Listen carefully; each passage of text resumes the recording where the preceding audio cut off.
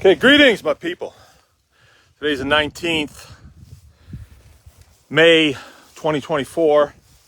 Done with milking, and I'm actually on a fun hangover right now because I went to the Mitten Homestead conference this weekend. Actually had the privilege of speaking Friday and Saturday, and then talked with a lot of people afterwards. Awesome experience. Just an awesome experience. And I think that's really what it's all about. I mean, sharing how to do these processes is really important, right? So if people can do these things, that's a good thing. That's a good thing. People want to know how to do them, but it's just a question of gathering the information and putting the pieces together. Anyone can farm. It's just a question of organization, I think. At this point, that's what it looks like, because all these things are processes that have different components or a compilation of processes. A compilation of processes is actually what? It's a system, right? So if you're a pastured poultry person, it's a system that you're working.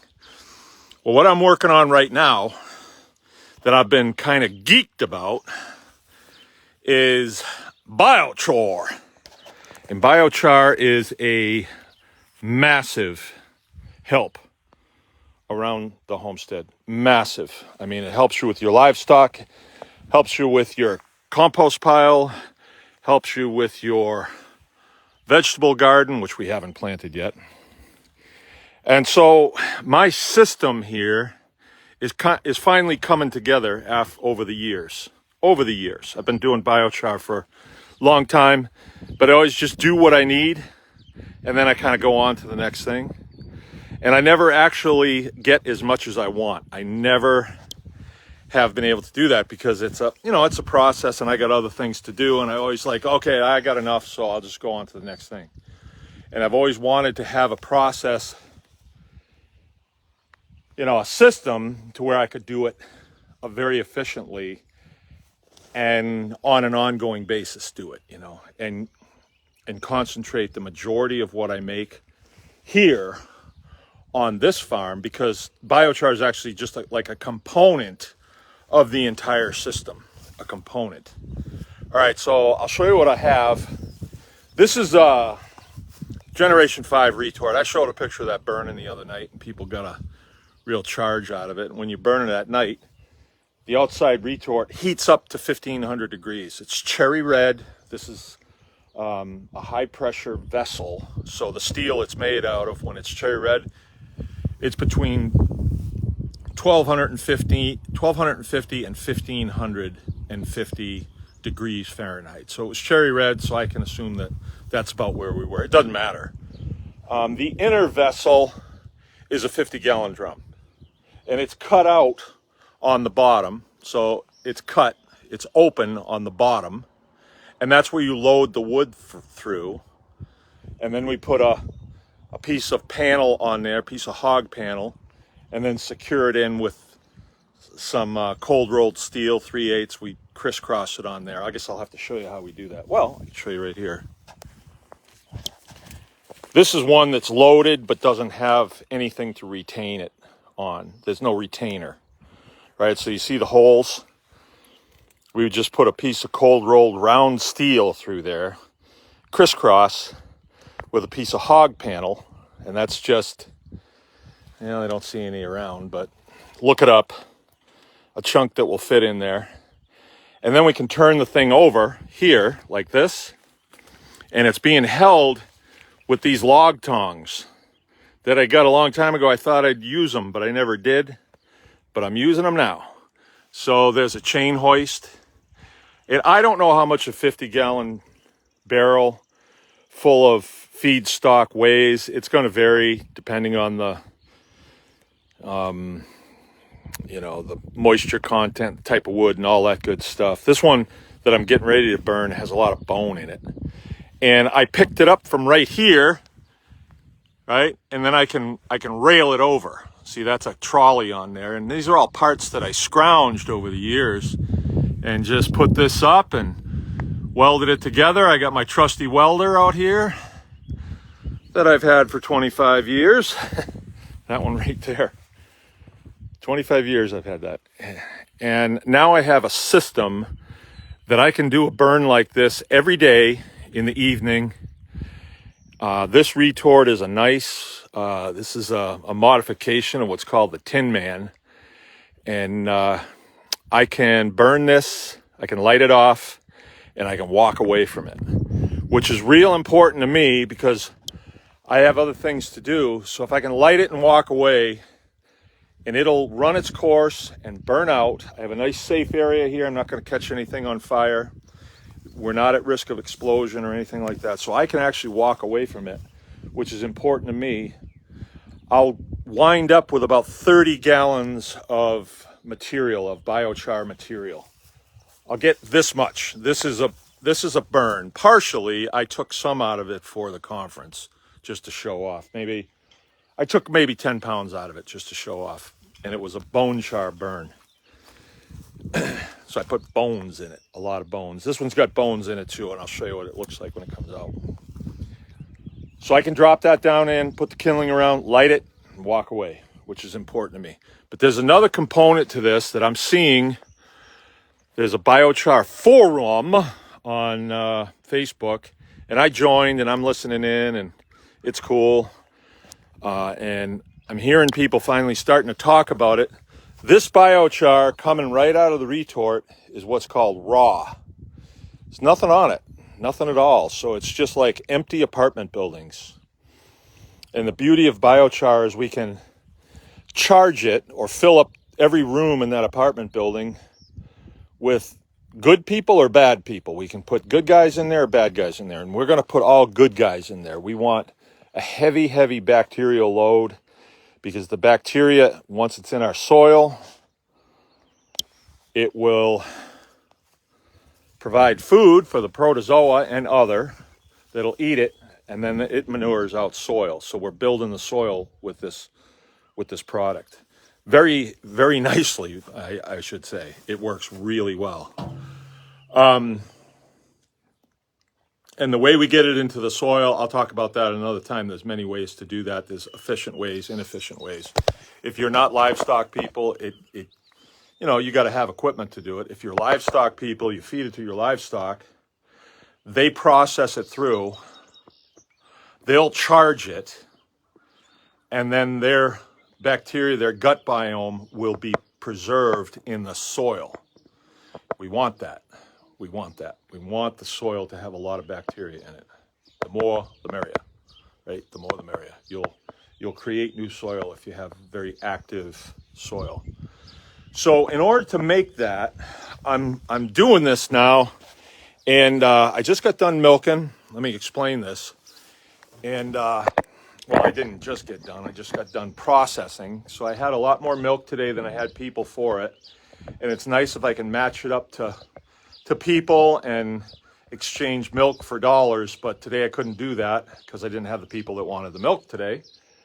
I probably would have, but it's kind of nice that I didn't, because then I ran all that milk through the separator, and then that milk is going to get cooled, or that cream will get cooled and run through the churn, and I'll be making gold out of it. Jersey milk butter, or raw grass-fed Jersey butter is like gold. It's like gold. I mean, for the health of your children, for your health, for your joints, and just downright flavorful. But anyway, my byproduct from that is skim milk. And there's various things I can do with skim milk. I mean, various things. But one of the thing that I'm choosing to do today with that, and I had nearly probably 12 gallons. I had 12 gallons of it, I'd say. I brought it out here to the biochar area. Now, I could just inoculate the biochar with raw milk. I could do that. And then I could leave the biochar sitting someplace, and, that raw milk is going to culture, and the bacteria that gets in there is going to grow, and that's a good thing. That's really a good thing. But I'm gonna stack the deck a little bit. I'm gonna make it a little bit better. I'm gonna steward it forward a little bit. Hey, I know what I'm gonna do. I'm gonna work on gain of function. Gain of function. So I have this black barrel right here, pickle barrel. And, you know, anytime you're doing any of these cool things, you have a tendency to want to ask somebody who knows. But I'm not going to do that because I'm going to feel my way through it. I'm going to let my spirit tell me what to do here. Sounds huggerish, doesn't it? But I think there's something to it. Because if somebody on the internet told me, well, you want to put this in a cold environment, something would feel right about that, would feel wrong about that. So making this potion in the wintertime, I don't think it's going to work. I think it's going to work in the summertime. It's nice and sunny, 70 degrees. I'm going to put that skim milk in this vat right here. Then I'm going to take that bag and I'm going to go out and I'm going to find some nice flops from those guys. Nice, fresh cow flops. I know it's got lots of bacteria in it. And I'm going to put it in that bag. Then I'm going to put it right in there. Then I'm going to put some water in there. And the water I'm going to use is some rainwater that's over here. There's a whole bunch of rainwater here. I'm going to use that. And then I might go down to the pond and get some of that. And heck, I might even urinate in there. Why not? I want to build the bacterial load, and I believe my milk is going to feed that bacterial load, and we're going to let it sit in the sun. I thought about this. I thought, should I let it sit in full sun, no sun, or partial sun? And I kept going back and forth, and all of a sudden, boom, partial sun. That's where the indicator landed. So I asked the question, and that's what I got. So that's what I'm going to do. It's going to be in partial sun. This will have sun in the morning. But then as the day goes on, it's going to be sitting in the shade. And I'm kind of thinking that the sun in the morning will warm that up. It'll put some heat into the water, and all the little fellers in there will breed and get their families in order. But if it gets too hot, I think we'll be killing them. So I think that if we have some sun to warm it, but not full sun, because that water could get right hot, you know, and I don't think I want that. I'm going to leave the cover off. And then what I will do, I'll show you here. When I'm going to grind this is completely dry biochar. Just came out, completely dry, not rained on or anything. And I'm going to run it through this hammer mill. When it's completely dry, I would have a dust cloud. And I don't want a dust cloud because that dust is particulate. That is biochar particulate. So you want to moisten this a little bit. This is what I found anyway. Moisten it a little bit, but a little bit for biochar is actually a lot. You can put a lot of water on that and you'll grind it and then you'll say, wow, this is still dry. That's because biochar can handle a lot of water. It hides it in all those little rooms in the apartments. And then the bacteria come along and they move into those apartments and they say, hey, there's water in here. Let's stay in here. This is cool. And, you know, your little bacteria get together and they make more bacteria. And more bacteria is good. More bacteria is good. And when this biochar has been run through, I won't get a huge dust cloud. All of this, I'm going to just put it in the loader once I've ground it. I'm going to put it in that pile right there. And then I'm going to start turning that pile until that pile quits making heat. And when that happens, springtime now, I'm going to put it in the spreader and take it out and spread it where I need it. And man, you get a kick out of that. You get a huge kick out of that. It's nothing to joke about. So that's why this whole biochar thing is kind of taken off, and it should have a long time ago, in my opinion, but it's done well for me. I think the reason it hasn't taken off is people got a hold of it and said, oh, I'm going to be a biochar maker and I'll sell it. And many have online, and then they continually make it cheaper and cheaper and cheaper. And nobody can actually make money just being a biochar maker. I made a whole bunch of biochar, bagged it to take it with me to the conference this weekend. And I thought if I could sell 10 bags, I would pay for my meals while I was down there and my room. Then there was another guy that was a paid vendor, and he was selling biochar, and he's a friend of mine, so I decided I wouldn't do it. So I took it down and I brought it back, which is fine. It'll go in the store for sale. But the biggest bang that I'm going to get out of that biochar is if I use it on this farm. And you might ask, well, where do you spread your compost that is laden with biochar, that is charged with raw milk and pond water and a few other choice things? Where are you going to do that? I'm going to put it on the hayfield. That's where I'm going to start.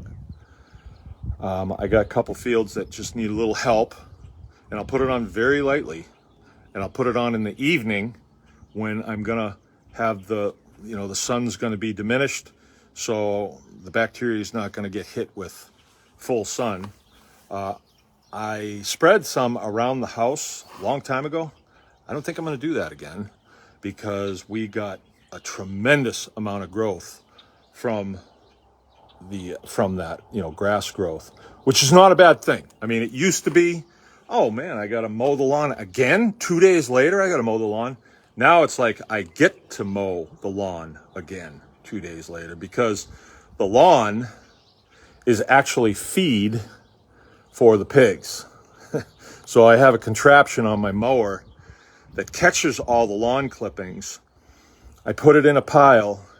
I mix those lawn clippings in a half barrel that I put bread in, milk in, biochar in, and chop it all up into a nice slop, and the pigs go bananas for it. I put salt in it too. They love it.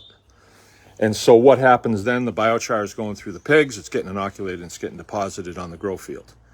So there's no waste. There's no waste any place. Some places I think you can get a bigger bang out of it for your operation than others. But even if you took that raw milk out and dumped it on the ground, it wouldn't go to waste. I think the only place you could waste it, honestly, I'm not just saying this, is to dump it down the toilet or someplace else where it's going to go in a septic system. And then all that bacteria will just go out into a leach field, and, well, you'll have a nice healthy leach field, but what does that do for you? I don't know. Maybe something. Maybe if you want to take picnics on top of that leach field, it would be nice. But I think for us, we want to use these materials in a way that we can see the benefit of them post-haste. All right, so that's what I'm doing. I thought you'd find that interesting. Anyone can farm.